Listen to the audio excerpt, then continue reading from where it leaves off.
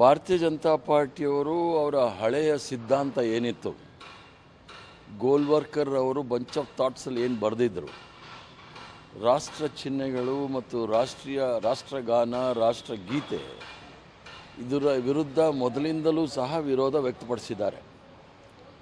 ಮೊದಲು 2024 ಲೋಕಸಭಾ ಚುನಾವಣೆ ಮೊದಲು 400 ಪಾರ್ ಅಂದಿದ್ರು. ಅಂದರೆ ಸಂವಿಧಾನವನ್ನು ಬದಲಾವಣೆ ಮಾಡ್ತೀವಿ, ಅದಕ್ಕೋಸ್ಕರ 400 ಸೀಟ್ ಮೇಲೆ ಕೊಡಿ ಅಂತಂದಿದ್ರು. ಸ್ವತಂತ್ರ ಹೋರಾಟದ ಆಶಯಗಳು ಅಥವಾ ಸ್ವತಂತ್ರ ಹೋರಾಟದ ತಿರುಳೇನಿತ್ತು, ಅದು ಸ್ವತಂತ್ರ, ಸಂವಿಧಾನ, ತ್ರಿವರ್ಣ ಧ್ವಜ, ರಾಷ್ಟ್ರಗೀತೆ ಮತ್ತು ರಾಷ್ಟ್ರಗಾನ ಇವೆಲ್ಲಕ್ಕೂ ಸಹ RSS ಅವರು ಹಿಂದೂ ಮಹಾಸಭಾದವರು ವಿರೋಧ ಇದ್ದರು. ಒಂದು ಪ್ರಯತ್ನ 2024 ಮೊದಲು ನಡೀತು, ಸಂವಿಧಾನವನ್ನು ಬದಲಾವಣೆ ಮಾಡ್ತೀನಿ ಅಂತ. ಅದು ಆಗಲಿಲ್ಲ, 240ಕ್ಕೆ ತಂದರು.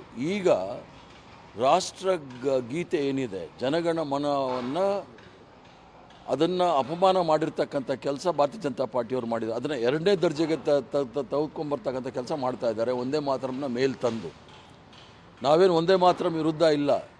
ಒಂದೇ ಮಾತರಂ ಇತಿಹಾಸ ನೀವು ನೋಡಿದಾಗ 1875ನೇ ಇಸ್ವಿನಲ್ಲಿ ಬಂಕಿಮ್ ಚಂದ್ರ ಚಟರ್ಜಿಯವರು ಬರೆದಿರ್ತಕ್ಕಂಥದ್ದು 2 ಸ್ಟ್ಯಾನ್ಸ. ನಾವೇನು ಇಷ್ಟು ವರ್ಷ 1896ರಿಂದ ಇವತ್ತಿನವರೆಗೂ ಸಹ ನಾವೆಲ್ಲ ಕಾಂಗ್ರೆಸ್ ಸಭೆಗಳ ಸಮಾರಂಭದಲ್ಲಿ ಮೊದಲು ಒಂದೇ ಮಾತರಂ, ಕಡೆಗೆ ರಾಷ್ಟ್ರಗೀತೆ ಆಡ್ತೀವಿ.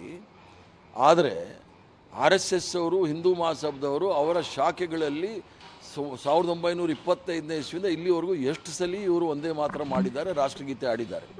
ಅದು ದೇಶದ್ರೋಹದ ಕೆಲಸ ಅಲ್ವಾ? ಸದಾ ಒಂದ್ಸಲ ಏನು ರಾಷ್ಟ್ರಗೀತೆನಾ? ಅದೇ ಥರ ಇವರು ಹೇಳ್ತಕ್ಕಂಥದ್ದು. ಆಮೇಲೆ 1882ನೇ ಇಸ್ವಿನಲ್ಲಿ ಅವರೊಂದು ಕಾದಂಬರಿ ಬರೀತಾರೆ ಆನಂದ್ ಮಟ್ಗೆ. ಆಗ ಸನ್ಯಾಸಿಗಳಿಗೆ ಒಂದು ಅಂದರೆ ವಾರ್ ಕ್ರೈ ಅಂತ ಏನು ಇಂಗ್ಲೀಷಲ್ಲಿ ಹೇಳ್ತಾರೆ, ಯುದ್ಧ ಗೀತೆ ಇರಬೇಕು ಅಂಥೇಳಿ ಅದನ್ನು ಬರೆದಿದ್ರು. ಅದನ್ನು ಒಪ್ಪಲಿಲ್ಲ. ಅದು ರವೀಂದ್ರನಾಥ್ ಟಾಗೂರ್ ಅವರು ಒಪ್ಪಲಿಲ್ಲ, ಸುಭಾಷ್ ಚಂದ್ರ ಬೋಸ್ ಅವರು ಒಪ್ಪಲಿಲ್ಲ, ರಾಜೇಂದ್ರ ಪ್ರಸಾದ್ ಅವರು ಒಪ್ಪಲಿಲ್ಲ, ಯಾರೂ ಸಹ ಸ್ವತಂತ್ರ ಹೋರಾಟದಲ್ಲಿ ಇರೋರು ಒಪ್ಪಲಿಲ್ಲ. ಅದನ್ನು ಇವತ್ತು ದೇಶದಲ್ಲಿ ಏನು ಒಂದು ಸೌಹಾರ್ದ ವಾತಾವರಣವಿದೆ ಅದನ್ನು ಕೆಡಿಸ್ಲಿಕ್ಕೋಸ್ಕರ ಇದನ್ನು ಮುಂದೆ ತಂದಿಟ್ಟಿದ್ದಾರೆ. ಇದು ರಾಷ್ಟ್ರಗೀತೆಗೆ ಅಪಮಾನ ಮಾಡ್ತಕ್ಕಂಥ ಕೆಲಸ ಭಾರತೀಯ ಜನತಾ ಪಾರ್ಟಿಯವರು ಮಾಡ್ತಾರೆ. ಈಗ ವಂದೇ ಮಾತರಂ ಬಗ್ಗೆ ವಿವಾದ ಏನೇ ಇದ್ರು ಅದನ್ನು ರಾಷ್ಟ್ರಗೀತೆ ಸ್ಥಾನಮಾನವನ್ನು ಕೊಟ್ಟಿದ್ದಾರೆ. ಈಗ ಅದನ್ನು ಕಾಂಗ್ರೆಸ್ ಒಪ್ಕೊಳ್ಳುತ್ತಾ, ಹಾಡುತ್ತಾ? ಈಗ ಅವ್ರು ಕಾನೂನು ಮಾಡಿದ್ದಾರೆ, ಸರ್ಕಾರದಲ್ಲಿ ಕಾನೂನು ಮಾಡಿದ್ದಾರೆ. ನಾನೊಬ್ಬ ಪ್ರದೇಶ್ ಕಾಂಗ್ರೆಸ್ ಕಮಿಟಿ ಅಧ್ಯಕ್ಷನಾಗಿ ಕಾಂಗ್ರೆಸ್ ಸಭೆ ಸಮಾರಂಭದಲ್ಲಿ ನಾವು ಆಡೋದು 2 ಸ್ಟ್ಯಾನ್ಸಾ. 1896ನೇ ಇಸ್ವಿಯಿಂದ 2026ವರೆಗೂ ಏನು ಹಾಡ್ಕೊಂಡು ಬಂದಿದ್ದೀವಿ ಅದನ್ನೇ ನಾವು ಆಡೋದು. ಪೂರ್ಣಗೀತೆ ನಾವು ಆಡೋದಿಲ್ಲ ಕಾಂಗ್ರೆಸ್ ಸಭೆ ಸಮಾರಂಭದಲ್ಲಿ. ಅದು ನನ್ನ president of Congress party, Pradesh Congress committee ಅಧ್ಯಕ್ಷನಾಗಿ ಇದು ನನ್ನ ನಿರ್ಣಯ. ಈಗ ಕಾಂಗ್ರೆಸ್ ಸರ್ಕಾರ ಕೂಡ ಇದೆ ಸರ್.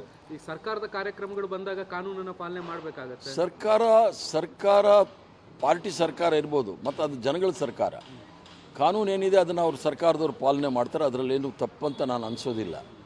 ಅದನ್ನು ಸರಿ ತಪ್ಪು ಆಮೇಲೆ ಇನ್ನೊಂದ್ಸಲಿ ಲೋಕಸಭೆಯಲ್ಲಿ ಚರ್ಚೆ ಆದಾಗ ಬರುತ್ತೆ. ಸರ್ಕಾರದಲ್ಲಿ ಅದನ್ನು ಮಾಡಬಾರ್ದು ಅಂತ ನಾನು ಹೇಳೋದಿಲ್ಲ. ಸರ್ಕಾರ ತೀರ್ಮಾನ ತೆಗೆದುಕೊಳ್ಳಿ, ಕಾನೂನು ಮಾಡಿದ್ಮೇಲೆ ಅದನ್ನು ಪಾಲನೆ ಮಾಡಬೇಕಾಗುತ್ತೆ. ಈಗ ಮೊನ್ನೆ AICC ಕಚೇರಿಯಲ್ಲೂ ಕೂಡ ಸೋನಿಯಾ ಗಾಂಧಿ ಅವರು ನಿಲ್ಲಿಸಿದ್ರು, ಖರ್ಗೆ ಅವರು ನಿಲ್ಲಿಸಿದ್ರು ಅನ್ನೋದು ಭಾಳ ಚರ್ಚೆ ಆಗ್ತದೆ. ಅದು ಭಾರತೀಯ ಜನತಾ ಪಾರ್ಟಿ RSS ಅವರ ಕುತಂತ್ರ ಮತ್ತು ಷಡ್ಯಂತ್ರ. ಸೋನಿಯಾ ಗಾಂಧಿ ಅವರು ಹೇಳಿದ್ದು ಅಲ್ಲಿ ಹಾಡು ಹೇಳೋ ಸಂದರ್ಭದಲ್ಲಿ ತಪ್ಪಾಗಿ ಹೇಳ್ತಾ ಇದ್ದಾರೆ, ಅದನ್ನು ಸರಿ ಮಾಡ್ಕೊಳ್ಳಿ ಅಂತ ಹೇಳಿದರು. ಅದ್ರ ಜೊತೆಗೆ ಖರ್ಗೆ ಸಾಹೇಬರಿಗೆ 84 ವಯಸ್ಸು, ಅವ್ರಿಗೆ ಜಾಸ್ತಿ ಹೊತ್ತು ನಿಲ್ಲಕ್ಕಾಗೋದಿಲ್ಲ, ಅವ್ರಿಗೆ ಕಾಲಲ್ಲಿ ಪ್ರಾಬ್ಲಮ್ ಇದೆ, ಸಮಸ್ಯೆ ಇದೆ, ಅವ್ರಿಗೆ ಕುರ್ಚಿ ಕೊಡಿ ಅಂತ ಹೇಳೋದು. ಅದನ್ನು ಷಡ್ಯಂತ್ರ ಕುತಂತ್ರ ಮಾಡಿ ಈ ಅಮಿತ್ ಶಾದವರು ಏನೇನೋ ಭಾಷಣ ಮಾಡ್ತಾರೆ. ಆದರೆ ನಾನು ಹೇಳೋದಿಷ್ಟೇ, ಇವರು RSS ಶಾಖೆಯಲ್ಲಿ ಸದಾ ವತ್ಸಲೆ ಬಿಟ್ಟು 8 ಸಲ ಒಂದೇ ಮಾತರಮ್ಮು ರಾಷ್ಟ್ರಗೀತೆ ಆಡಿದ್ದಾರೆ, ಜನಗಣಮನ ಆಡಿದ್ದಾರೆ ಅಂತ ಹೇಳಕ್ಕೆ ಕೇಳಿ. ಇವರು ರಾಷ್ಟ್ರ ವಿರೋಧಿ ಚಟುವಟಿಕೆಗಳಲ್ಲಿ ಇದ್ದವರು. ಇವರು ಸ್ವತಂತ್ರ ಹೋರಾಟದಲ್ಲಿ ಇವರಿಂದ ನಾವು ಕಲಿಬೇಕಾದಿಲ್ಲ, ಏನು ಆಡಬೇಕು ಏನು ಆಡಬಾರ್ದು ಅಂತ. ಅಲ್ಲ, ಇದೇ ಹೊತ್ತಲ್ಲಿ ರಾಹುಲ್ ಗಾಂಧಿ ಅವರು ಮಾತಾಡಿರೋದೊಂದು ಆಡಿಯೋ, ಅಂದರೆ ವಿಡಿಯೋ ಆಡಿಯೋ ಎರಡೂ ಕೂಡ ಇದಾಗಿದೆ. ಅದರಲ್ಲಿ ನಾವು ಆಡೋದಿಲ್ಲ ಇದು ಅನ್ನೋಂಥದ್ದು ನಾವು ಹೇಳ್ತಾ ಇರೋದು. ಈಗ ರಾಹುಲ್ ಗಾಂಧಿ ಅವರು ಏನು ಹೇಳಿದ್ರು ಅಂತ ನಾನು ಕೇಳಿಲ್ಲ. ನಾನೊಬ್ಬ ಕಾಂಗ್ರೆಸ್ ಕಾರ್ಯಕರ್ತನಾಗಿ, ಕಾಂಗ್ರೆಸ್ ಪಕ್ಷದ ರಾಜ್ಯದ ಅಧ್ಯಕ್ಷನಾಗಿ ಭಾಳ ಸ್ಪಷ್ಟವಾಗಿ ಹೇಳಲಿಕ್ಕೆ ಇಚ್ಛೆ ಬೀಳ್ತಾನೆ. ನಾವು ಆಡೋದು 2 ಸ್ಟ್ಯಾನ್ಸಾ. ನಮ್ಮನ್ನು ಜೈಲ್ಗೆ ಹಾಕ್ತಾರ, ಪಾಸಿಗೆ ಹಾಕ್ತಾರ, ಹಾಕ್ಲಿ, ನಾವು ತಯಾರಿದ್ದೀವಿ. ಏನು ನಮ್ಮ ಪೂರ್ವಜರು ತ್ಯಾಗ ಬಲಿದಾನದಿಂದ ನಮಗೆ ಸ್ವತಂತ್ರವನ್ನು ಕೊಟ್ಟಿದ್ದಾರೆ, ರಾಷ್ಟ್ರಗೀತೆಯನ್ನು ಕೊಟ್ಟಿದ್ದಾರೆ, ಒಂದೇ ಮಾತೃವನ್ನು ಕೊಟ್ಟಿದ್ದಾರೆ, ಅದನ್ನು ನಾವು ಒಪ್ಕೊಳ್ತೀವಿ. ಸ್ವತಂತ್ರ ಹೋರಾಟದ ಘೋಷಣೆಗಳೇನಿತ್ತು, ಸ್ವತಂತ್ರ ಹೋರಾಟದ ಘೋಷಣೆ ಏನಿತ್ತು ಅಂದರೆ ಆಜಾದ್ ಹಿಂದ್ ಜಿಂದಾಬಾದ್, ಅಂದರೆ ಸ್ವತಂತ್ರ ಭಾರತಕ್ಕೆ ಜಯವಾಗಲಿ, ಕೋಮು ಒಂದೇ ಮಾತರಂ ಅಂದರೆ ಕೋಮು ಸೌಹಾರ್ದತೆ ಅಂದರೆ ಒಂದೇ ಮಾತರಮ್ಮು, ಇನ್ಕಿಲಾಬ್ ಜಿಂದಾಬಾದ್, ಈ 3 ಘೋಷಣೆಗಳಿತ್ತು. ಇದನ್ನು ಯಾವುದಾದ್ರೂ ಒಂದು ಕೂಗಿದ್ದಾರೆ BJP ಅವರು, RSS ಅವರು? ಅಂದರೆ ಸ್ವತಂತ್ರ ಹೋರಾಟದ ವಿರುದ್ಧ ಬ್ರಿಟಿಷರ ಏಜೆಂಟ್ಗಳಾಗಿದ್ದಂಥವ್ರಿಂದ ನಾವು ಕಲಿಬೇಕಾಗಿಲ್ಲ. ಸರ್, ಈಗ ಡೆಲ್ಲಿಗೆ ಬಂದಿದ್ದೀರಿ, ಹೈಕಮಾಂಡ್ ನಾಯಕರನ್ನ ಭೇಟಿ ಮಾಡ್ತಿದ್ದೀರಿ, ಏನು ಇವತ್ತಿನ ಹೈಕಮಾಂಡ್ ನಾಯಕರು ಸುಮಾರು 40 ಜನ ಅಖಿಲ ಭಾರತ ಮಟ್ಟದ ಬೇರೆ ಬೇರೆ ರಾಜ್ಯದಿಂದ ಉಸ್ತುವಾರಿ ಅಬ್ಸರ್ವರ್ಸ್ ಆಗಿ ಬಂದು ಎಲ್ಲ ಜಿಲ್ಲೆಗಳಿಗೆ ಸುಮಾರು 10-12 ದಿವಸಗಳ ಕಾಲ ಅವರು ಕಳೆದು ಜಿಲ್ಲೆಯಲ್ಲಿ ಪಕ್ಷವನ್ನು ಯಾವ ರೀತಿ ಸಂಘಟನೆ ಮಾಡಿ ಶಕ್ತಿಯುತವಾಗಿ ಬೆಳೆಸಬೇಕು ಅನ್ನೋ ವಿಚಾರದಲ್ಲಿ ಎಲ್ಲರೂ ಕಳಿಸಿದರು. ಅವರೆಲ್ಲರೂ ಸಹ ಅವರ ವರದಿಯನ್ನು ಕೊಟ್ಟಿದ್ದಾರೆ. ಆ ವರದಿ ಬಗ್ಗೆ ಚರ್ಚೆ ಮಾಡಲಿಕ್ಕೆ ನನ್ನೂ ಸಹ ಕರೆದಿದ್ದಾರೆ. ಸರ್, ಈಗ ಹನೂರು ಘಟನೆ ಭಾಳ ಚರ್ಚೆ ಆಗ್ತಾ ಇದೆ. ಹನೂರು ಘಟನೆ ಈಗಾಗಲೇ ಮ್ಯಾಜಿಸ್ಟ್ರಿಯಲ್ ಎನ್ಕ್ವೈರಿ ಆಗ್ತಾ ಇದೆ. ಆಗಬಾರ್ದಾಗಿತ್ತು, ಆಗೋಗಿದೆ. ಅದು ಮ್ಯಾಜಿಸ್ಟ್ರೇಟ್ ಎನ್ಕ್ವೈರಿ ಆದಮೇಲೆ ಅದೇನು ಬರುತ್ತೆ ಅದನ್ನು ಆಮೇಲೆ ಚರ್ಚೆ ಮಾಡಿ. DCC ಅಧ್ಯಕ್ಷರ ನೇಮಕ ಎಷ್ಟು ದಿನದಲ್ಲಿ ಆಗ್ಬೋದು ಅನ್ನೋದು? DCC ಅಧ್ಯಕ್ಷರು ಈ ತಿಂಗಳ ಕಡೆ ಒಳಗೆ ಆಗ್ಬಿಡುತ್ತೆ ಅಂತ ನನಗೆ ಅನಿಸುತ್ತೆ. Thank you.